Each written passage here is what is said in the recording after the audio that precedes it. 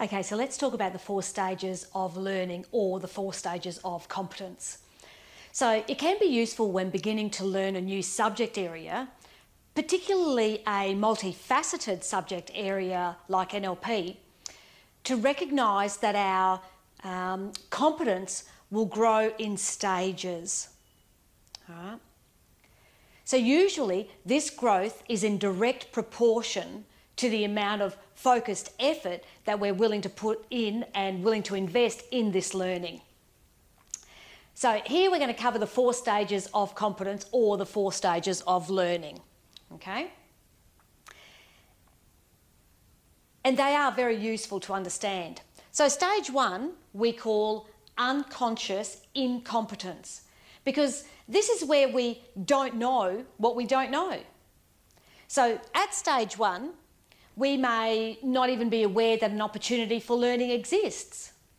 If we are aware of the existence of some knowledge or a skill that we don't possess, we may be unaware of a particularly good reason for acquiring that knowledge or skill,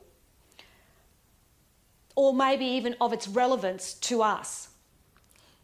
Once we have recognised the existence of that knowledge or skill and of the benefits of acquiring it for ourselves, we're empowered to move forward to the next stage.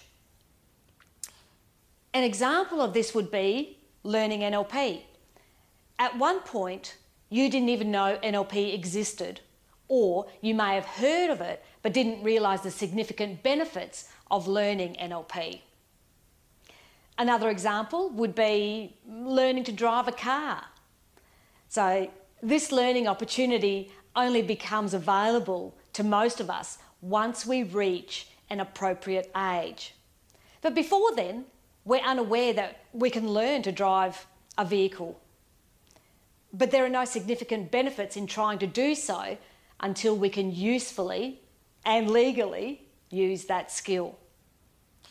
Now, stage 2 is where we move into conscious incompetence, where we do know what we don't know. We do know what we don't know. We've already recognised that there is a worthwhile learning opportunity available to us, and therefore that there is an area of knowledge or skill in which we are deficient. So now we can begin to think about how we're going to constructively address that deficiency and move toward competence, or move toward learning that skill. So in the example of NLP, this is where we would book into a training with a world-class trainer and start watching and absorbing the training videos and learning the questions to the test. The other example of learning is, learning to drive a car. This is where we would book some lessons with a qualified instructor and start learning the theory test and road rules. Now, the fact that you've reached this point of the training means that you've already achieved the first 2 stages of competence, or the first 2 stages of learning.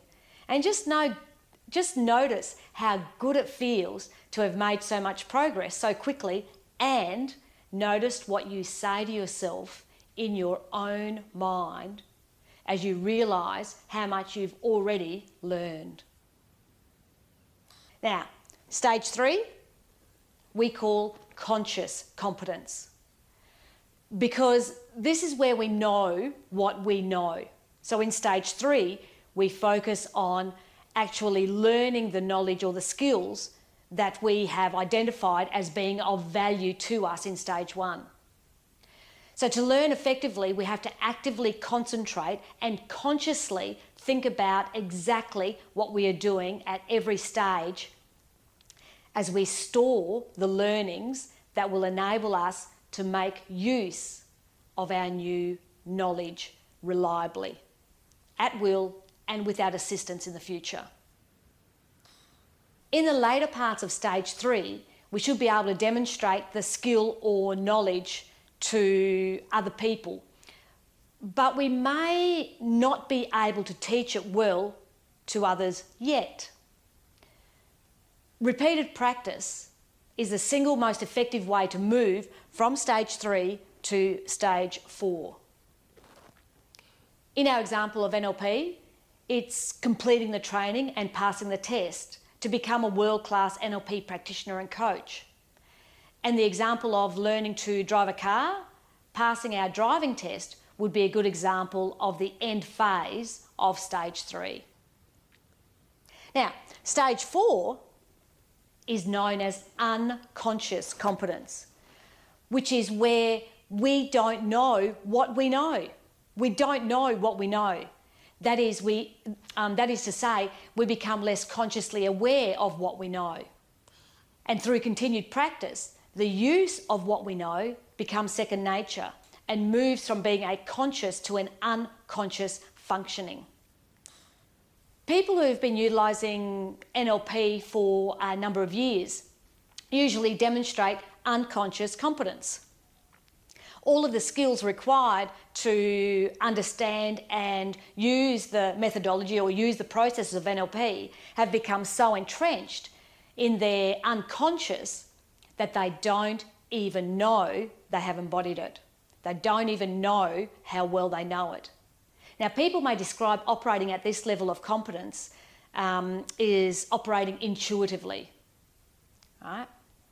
So, for example, again, people who have been driving a car for a number of years usually demonstrate unconscious competence.